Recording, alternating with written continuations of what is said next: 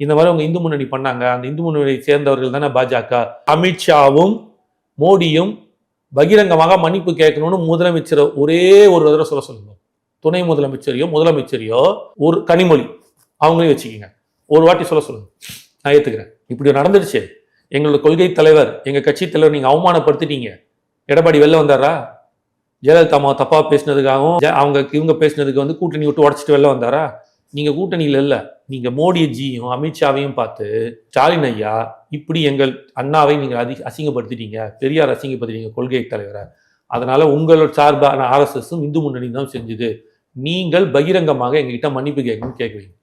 சொல்லுங்க, அறிக்கை கொடுக்க சொல்லுங்க, முடியுமா? நீர சூழ்நிலை அவங்க என்ன நிலைமைன்னு எங்களுக்கு தான் தெரியும். காலில் போய் ஊந்து நிற்கிறீங்க சார். அவர் பார்க்கும்போதெல்லாம் எனக்கு வடிவேல் தான் சார் ஞாபகம் வருது. யாரை பார்க்கும்போது? அவங்க இவங்க பண்றதெல்லாம் பார்த்தா வெளியில ஈடிக்கும் பயப்பட மாட்டேன், மோடிக்கும் பயப்பட மாட்டேன்பாங்க. அந்த வடிவேல் அந்த ஒரு படத்துல ஒரு ரவுடியை பார்த்து எல்லாரும் பாக்குறாங்க தலைவரே அப்படின்னு விரச்சலா பேசுவான். ஆனா வாய்ஸ் உடம்பு மட்டும் பயங்கரமா இருக்கும். வார்த்தைகள் மட்டும் பாத்தீங்கன்னா, நீங்க அடிச்சீங்கன்னா நான் மூத்திரம் போயிடுவேன் தலைவரை, உங்களுக்கு நிலைமைக்கு வருமா உங்க பாடின்னு அதுமோ அந்த மாதிரி டைலாக் வரல. எனக்கு அப்படிதான் தோணுது. இவங்க எல்லாம் பார்த்தா என்ன பார்த்தா காமெடி பீஸா தெரியுதான்றாங்களா, அதே காமெடி ரன்ஸ் தான் இங்க ஓடிட்டு இருக்கு.